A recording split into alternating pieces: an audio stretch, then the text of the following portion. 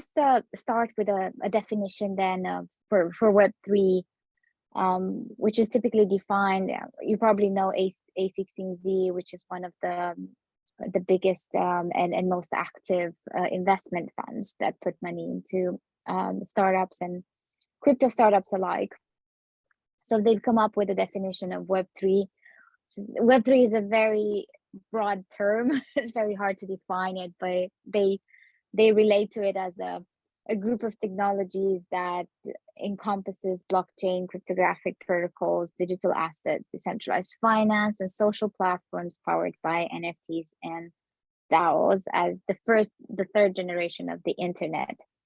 How I like to define Web3, and I think it's more relevant for all of us today, is that it is the future of advertising, because it takes companies that have a digital presence, like a Web2 presence, into becoming a meta brand. So a brand that is Web3 focused, that has NFTs, that have DAOs, that has incentives, and that's really encouraging and integrating of these new technologies that we have today.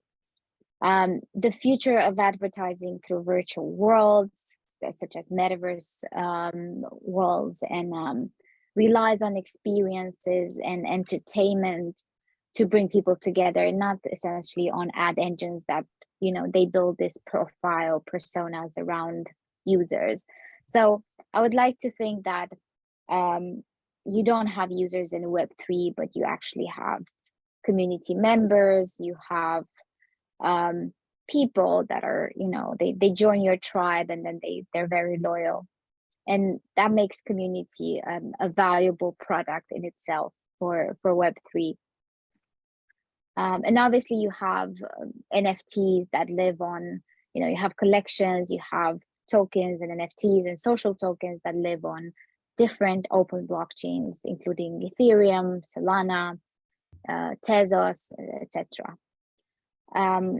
The way we define NFTs, non-fungible tokens, as I mentioned earlier, they're unique cryptographic tokens that exist on a blockchain and cannot be replicated. This is very important.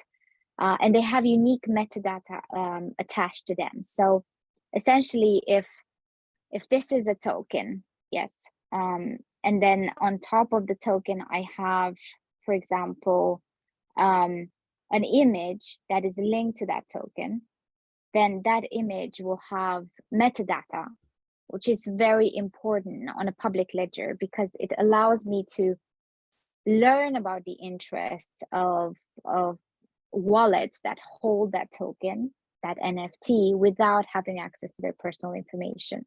So for example, I can learn about Tarin's interests without knowing Tarin personally, without taking any of Tarin's personal data. And this is an improvement from Web 2, because in Web 2, you have ad engines, you have ad profiles, and they collect this personal information about you, your phone number, your email address, your first name, last name, where did you study, who did you study with, what's your job experience, you know, where did you work before, credit scores, all of that, which is extremely personal information.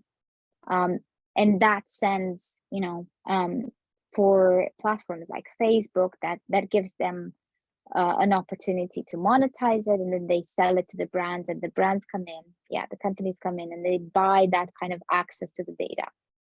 Whereas in Web3, if I'm a brand, I can just create an NFT collection, for example, for my community, 10,000 unique pieces. I send that to my community, and then I don't need to know anything else about them. I don't need to know where they live. I don't need to know their personal profiles, their genders, their interests, because I know that they are interested in the product because they have this NFT. And it's a whole gamification around it. Yeah. So for example, NFTs can represent real world assets. They can be purely digital, and they can have various attachments to them. So utilities, they can be used in physical and in real world. And NFTs have become more recently a form of expressing identity and belonging to a group, right? A form of personal branding in Web3. So you see all these people that essentially become your advocates because they will put the NFT that you generate for your business, they will attach it as an avatar to their web identity on Twitter, on LinkedIn, on Instagram nowadays. So it just creates this web of trust and mutual interest without collecting the personal data. Yeah, and there's an opportunity to show your identity without revealing personal sensitive data, which again is a massive improvement from purely Web2 business models. A step forward, now you can take these virtual identities in the form of NFTs and you can bring them to virtual worlds as metaverses, and you can highlight them as your identity, again, without revealing personal data. And virtual worlds give you access to entertainment, IP, digital products, and other opportunities for creators, for companies, and even for just regular people to access. Now, we mentioned DAOs in the beginning, and this is an important topic. DAOs, the way we define them, they're decentralized autonomous organizations, and they're an entity structure.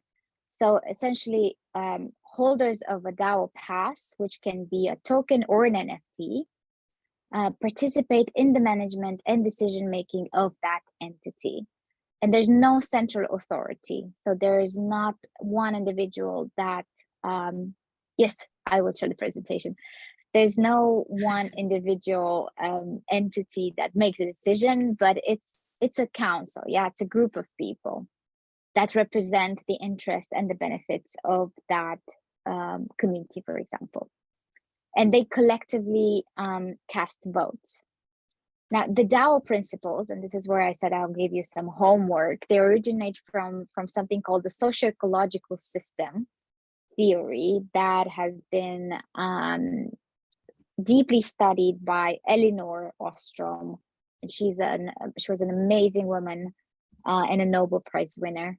So she studied a lot of these tribes and villages, remote villages, and how they managed to survive, and essentially they managed to work without having a central identity like a government stepping in or a legal structure that's really, westernized, but they managed to thrive and survive in times of war and in times of poverty and make it through. So it's brilliant. I really recommend you check out her work.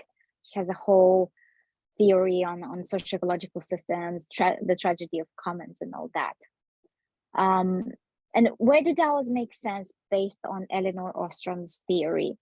Local communities are the best at managing their natural resources, as they are the ones that use them, and that all regulation on the use of resources should be done at the local level, as opposed to a higher central authority that does not have direct interaction with the resources. So let's think in terms of a business. What are resources in a business that could be essentially decentralized, so that the business itself doesn't have to be hands-on all the time and controlling everything? That can be community educational programs, for example.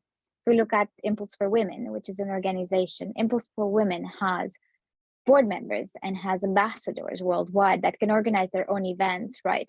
That can deliver. And that is something that takes part in this decentralization context. So if we were a DAO, we could issue tokens or NFTs to all of the ambassadors, and then that would give them full access into organizing and onboarding new people into the community. So this is essentially programs run by the community.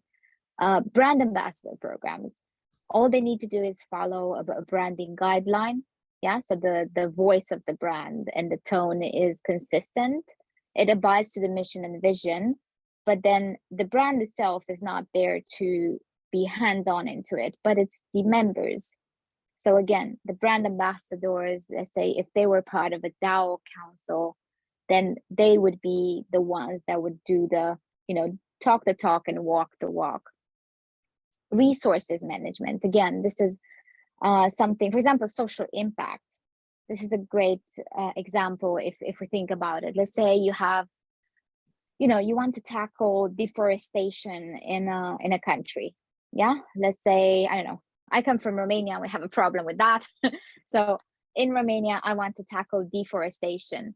Well, what I can do is I can create a DAO that essentially quantifies all of the times that someone sells the wood, chops the wood from the forest, sells the wood, and then a portion of the sales come back into the DAO, which allows individuals and local organizations to take that money and plant new trees.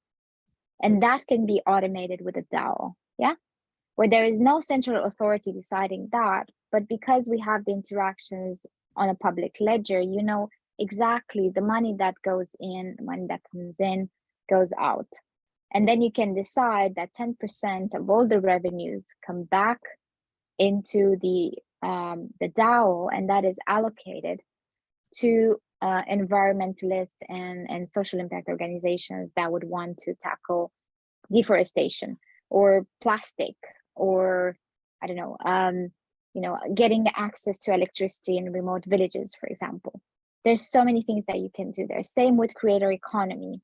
If I'm a platform and I want to give the power back to the creators, then what I can do is essentially I can automate and say 10 to 15% of the income generated by the platform as a fee from the creator and client services go back into the platform. They can be used as grants for creators. They can be used in programs to teach students how to create, how to become artists, and sponsor a lot of these things. And protocol governance and network governance is also one of the things that could benefit from a DAO, because the security of the network can be achieved by people coming together, and the distribution of the funds, so that I don't need to hold the funds in one bank account or in one wallet, but I have a multi-signature setup where multiple wallets own the funds, but none of the wallets can access the funds without the other wallets agreeing, right? So these are just elements where decentralization works, and we can have a centralized autonomous organizational structure. Essentially, it's pretty cool. It's pretty cryptic, so there's more information out there that you can look into. It's a bit more technical, but if you understand the frameworks, then you can actually build frameworks for your own organization, for your own company, for your own project, and then look at help. There's a lot of great Web3 focused organizations for women that support women with access to coding, access to developers, and so on. Going back to just Web3, if Web3 is fairly different as a space than Web2. Web3 is all about the cult of personality. So strong personal brands lead to strong Web3 brands by association. The community becomes a core part of the business by advocating, onboarding, and contributing to the business. And they want to follow strong leaders. So essentially, leadership is a very strong component here, because it takes time to build leadership in a space. But once you achieve that, you can essentially build any kind of Web3 business that you want, because people will follow. They will trust you, and they will believe in your vision, and they will follow. And brands and businesses, they do want loyalty, and they want their loyal customers to keep returning. They want a deeper understanding of the customer psychology and behavior. They want to understand what keeps them interested, connected, and engaged, which is very hard to achieve in Web2, and it's very costly. And unfortunately, especially if you're a small, medium business, you don't have the access to funding like a top brand or like a corporate entity.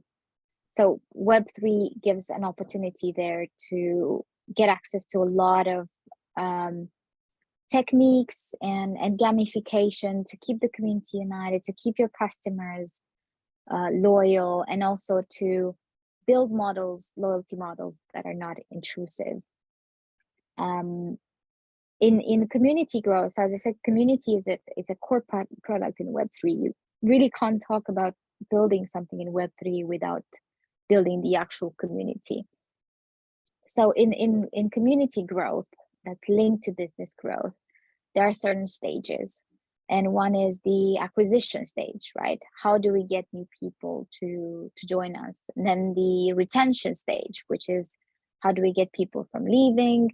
And then the reignition or reactivation stage is how do we get people that are fairly dormant to actually re-engage with us? And a stage 4 is the loyalty. Yeah, and that's a stage in itself,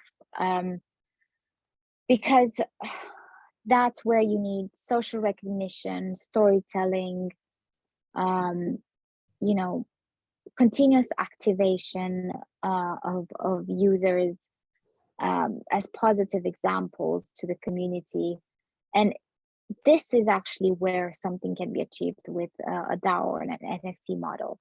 The stage 4, the loyalty stage, because in the acquisition stage, you're fairly chaotic. You go into every single market that you can and you spread wide, and then you try to take advantage of every single component that allows you to bring in 1, 2, 3, 4, 5 members. Yeah, you have referral programs, so I bring in 3 more people because I like the product, and that's part of the acquisition. In retention, I try to keep them happy by giving them what they want. In reignition, I knock on the doors and I say, hey, we're still here, we still exist, would you like to come back to us?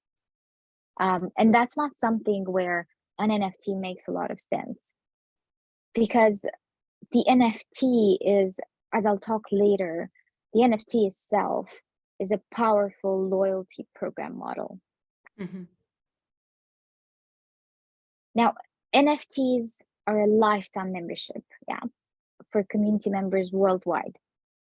They don't focus on, as I said, on personal information. They don't focus on geography, on demographics. So they're very, very fluid, and they're a fluid membership model that you can integrate. A collection of NFTs for the most loyal community members that share the mindset, vision, mission, grants access to lifetime membership, and a combination of digital and physical perks, in real life merchandise, digital merchandise, and unique experiences. Essentially, an NFT rewards lifetime loyalty and bestows a permanent place in the brand's Web3 club. So it's an exclusive club, because typically NFTs have a scarcity component to them, right? You can have 10,000 NFTs in a collection, you can have 5,000, you can have 100 if you want, but that's an exclusive club. But there's a certain inclusivity around it, because essentially anyone that gets in early can stay there and can grow and can identify closely with the actual product, yeah, with the actual brand. And obviously NFTs can be collected, can be used, gifted, traded, transferred, sold at any time. And this serves the continuity aspect and lifetime of the community worldwide. So they're not just, it doesn't just happen today for today, it happens today for tomorrow as well. It's timeless, borderless, and a global digital membership in the form of unique expression of oneself within that community, within that tribe. There's a lot of psychological theories. There's theories in sociology and psychology. One is called Dunbar's number, for example, and it's been used in when Facebook built their groups model, the Facebook groups model. Initially, it was capped at 500 members, because the the theory behind Dunbar's numbers say that the smaller the number, the more united people are, and the more united they come together in time of war and in time of pressure. NFTs still play on the scarcity, but they're not as restrictive because it's essentially it's fun, it's engaging, and it plays on the idea of being part of a club. So to give you an example, anything can be an NFT. From the best example I have is in the UK, there is a private members club. And what they did is they issued NFTs as membership. So if I have the NFT, I get access to the club for a lifetime. And I pay once for the NFT, but that gives me a return over the years, because instead of paying £2,000 a year for a membership, I just pay £2,000 once and I get lifetime access. And the way they generate revenue continuously and profit is by partnering up with different services where the NFT holders have access. Maybe they get a bit of discount. They can even use the air miles model. So there's continuity into bringing business. If you have the NFT, you get access, you obviously pay, but it's that first entry that is simplified. And the business model around any NFT business is very, very important for Web3 is that the NFTs do generate revenue over time. So there's a value accrue over time. Primarily revenue can be an actual NFT sale that you do for the collection. Let's say we have 10,000 NFTs that we sell to our most loyal customers. So that brings us revenues into the company. We pay tax for that. And with what we're left, it gives us a bit of like a crowdfunding type of capital. So we don't rely solely on VC funding, and we can build the product. Royalties, because the way you can work the smart contract that sits behind an NFT collection. So each NFT collection has its own smart contract. You can add royalties. So whenever the NFT is transferred, sold on public marketplaces like OpenSea or Magic Eden, the smart contract owner, which typically is the company or the brand, gets a very small percentage of that revenue. The more people are interested in buying and selling that NFT, the more royalties over time you acquire. It's a bit like the music industry, where if you're an artist, you get royalties for how many times your song is played on radio, on Spotify, etc. So it's a nice continuous revenue model. It doesn't generate a lot, but it's ongoing. So again, it's a lifetime revenue model.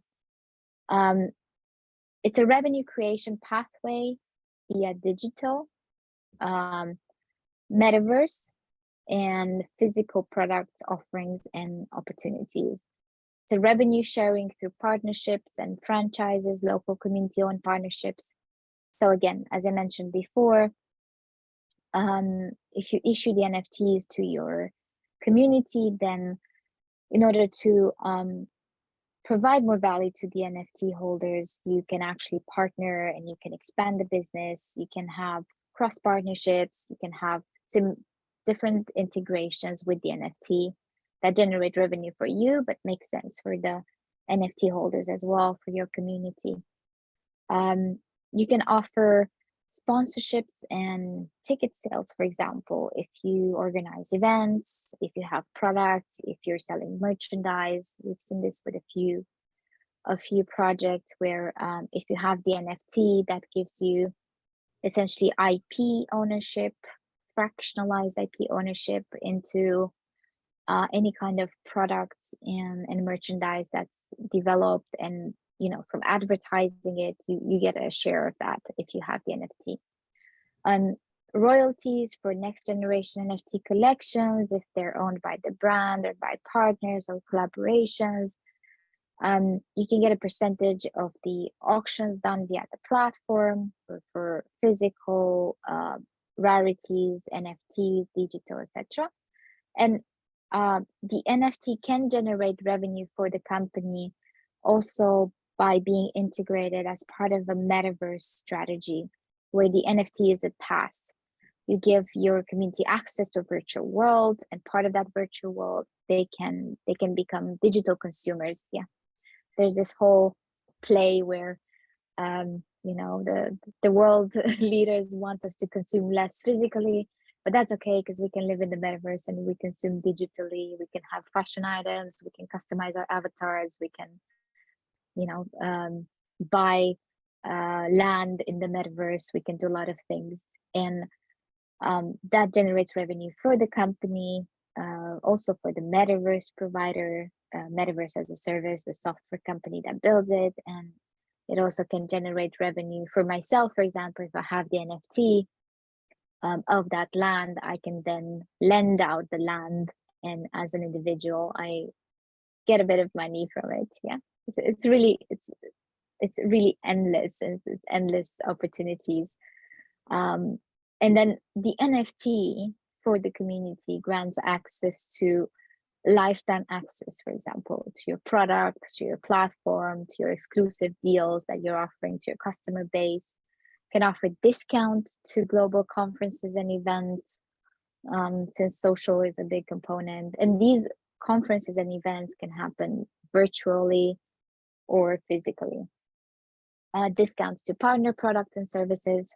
So let's say we have an NFT collection for Impulse for Women, then, you know, everyone that has the NFT can get access to exclusive webinars and exclusive meetups in their city. Metaverse access to products and courses. Yeah. Lifetime access to courses and educational materials. So then you can structure that. You can have full discounts if it's up to, let's say, $100. You have the NFT. You can have 50% off if it's a premium and costs over $100, for example. You can offer lifetime discounts for typical merchandise and partner products.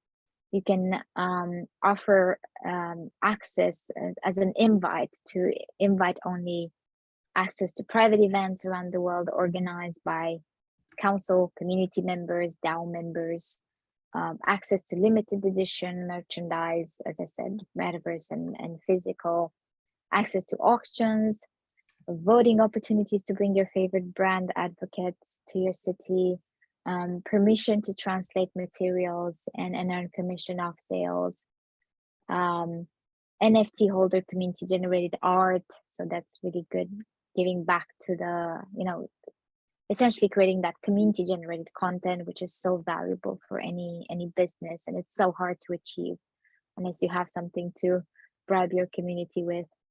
So it's really endless opportunities. And we're gonna move to Q&A very soon. But before that, there's the last thing I say. Yeah, just thinking about a lot of things. As you told, NFTs is a endless opportunities topic. So we have a lot to ask you. Maybe regarding, I was reading a survey. It was published by McKinsey, study relating to Web3 beyond the hub, as Web3 could represent a paradigm shift in business model. You mentioned it for digital application. According to you, in your opinion, what would be the best opportunities, best for our startup planners? Art is booming. Application for Web3. What else?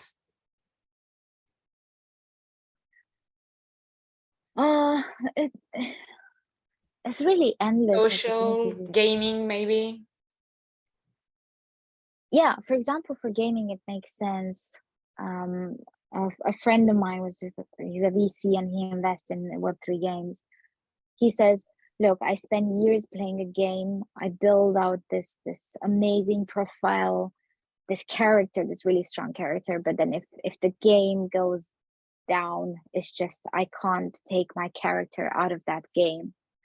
Whereas if it's on Web3, if it's web-based, Web3 based gaming, that character is comprised of different NFTs and digital assets, and I could just move those assets as long as that blockchain is still open and it still exists. I can just move those and migrate from one app to another, one game to another. And it's so powerful because you can take your history with you wherever you go, essentially. If you know, we're all businesses, so we know how tough accounting is. Now imagine running a node. For example, running a Bitcoin node allows you the access to verify all the transactions that you're doing within your organization. That is really powerful because you have a public ledger that's downloadable. It's downloadable data where you can prove that every transaction has happened. So in case of any audits or any backfires, you have this proof that's, you know, it's there, it's immutable, that indeed, you know, this much money came into the company, this much money left. And you can verify that by yourself. So that's a very strong point for any business. Okay. So it's you can do so many things. Obviously, Doris was asking about application regarding health and health data. Yeah, health. I've actually tried to integrate blockchain in healthcare. What we found, for example, was that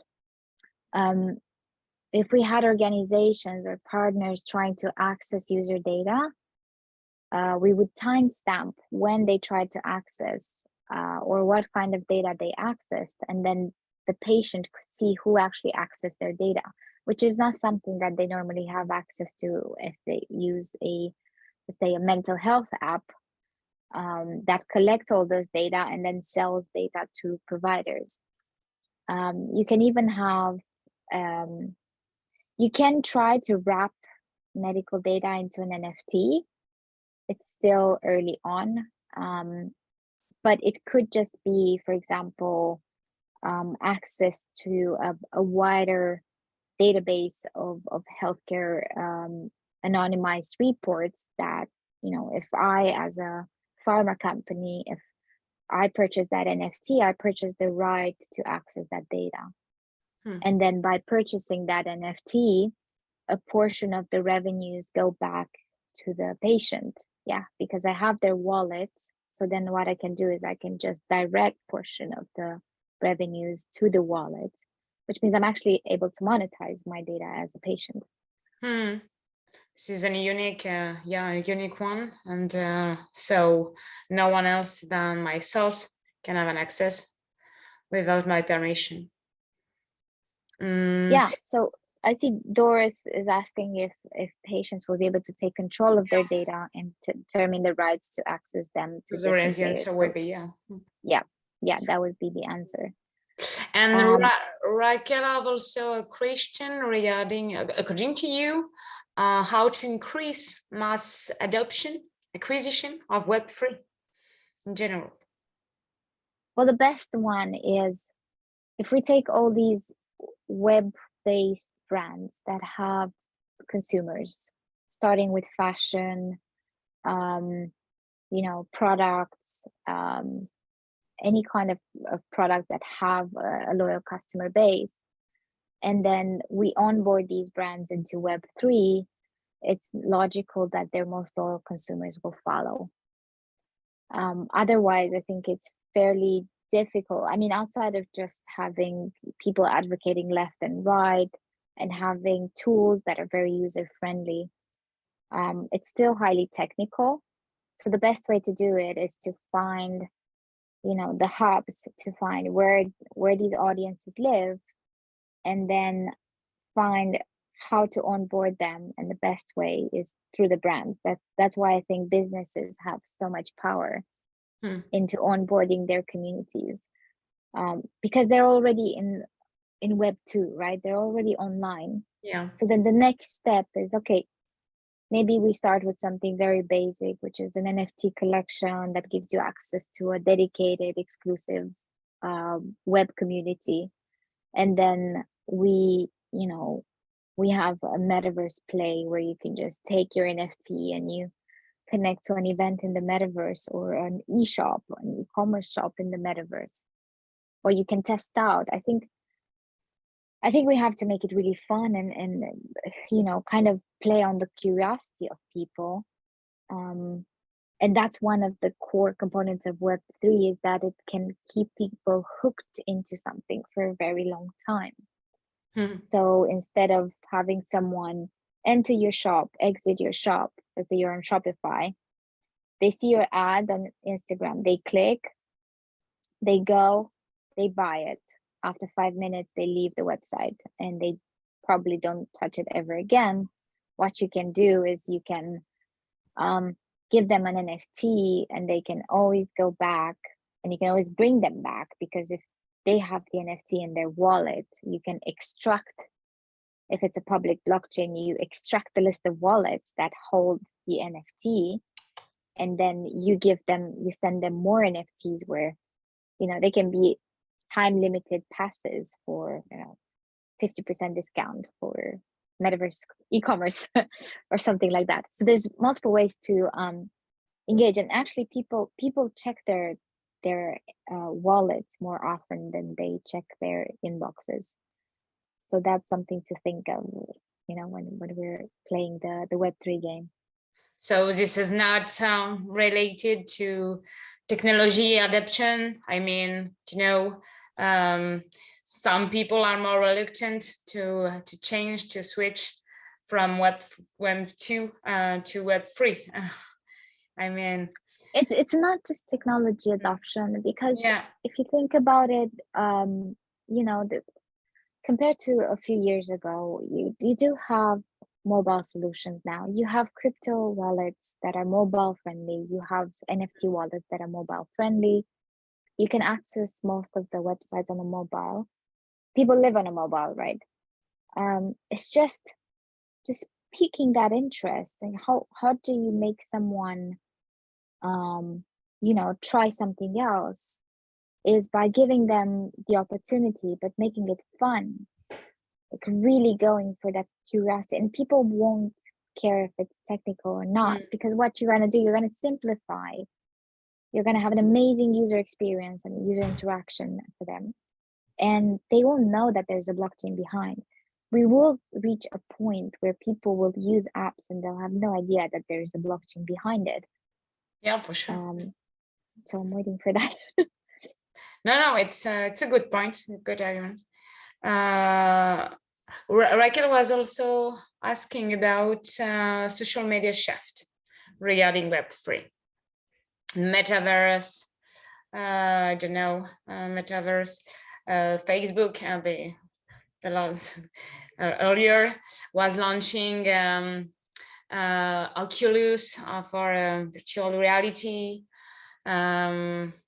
maybe to enter in the Metaverse. What's about that things? Social media shift regarding Web3. So Naomi is leaving.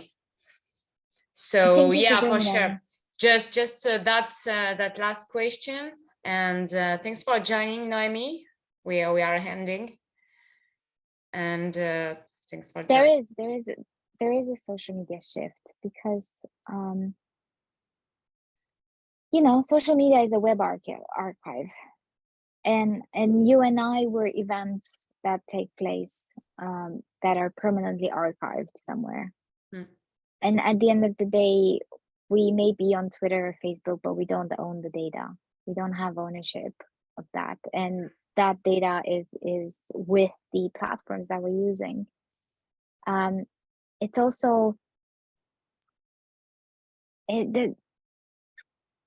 it's very hard to bring people together. As I said, that people come together in a time of war or revolt, or, you know, they're not happy with it. But I think I think there's a positive impact that we can bring in if we say, look, be part of this community that has this set of mission, that this is the mission and these are the core values. And you being part of this community and you being an owner of this little asset, this little digital asset that is native to this community, this gives you a sense of purpose. And I think people have lost their purpose. And if we, that's the whole play with Web3, it gives purpose for a lot of people. And it moves from just social media to social communities. So from a media to an actual medium. And it's a huge step. Okay. Well, okay. Thanks for joining. Roxana, thanks a lot. We were really pleased to know more about NFTs and the switch about Web3, how to launch it and to have, as we have just started, new experience regarding Web3. It might be the interest of our community. For sure, the session would be available. The replay would be published soon throughout our channels, namely YouTube. Roxana, thanks a lot. Roxana is a partner of Impulse for Women. Should you have any question, we are available to solve them. And maybe Roxana, we can know more about the second session in October. Could you tell us more? Yeah, we can go more with what would be the topic? Practical. We can go more with a more practical aspect. For example, we can have more technical. We can look at, I think, building an actual Web3 startup, maybe something that people are interested. And then, if you do want to integrate an actual NFT into Web3, in your Web3 product, kind of the steps and what are some of the things that you need to take in order to actually, follow the framework. For sure, regarding to our attendees, do not hesitate to send us your question. We will be in contact with Roxana to share and do better regarding your question. Thanks everyone for attending. We look forward to seeing you there. And as mentioned, the presentation of Roxana would be sent. If you want to share with us your email address to send you directly, for sure. And that's all, everybody. Thanks a lot, everyone. I wish you a wonderful Wednesday, and all the best, and for that day. Thanks a lot, Roxana. Thank you for having me. Bye-bye. Bye. Bye. Thank you.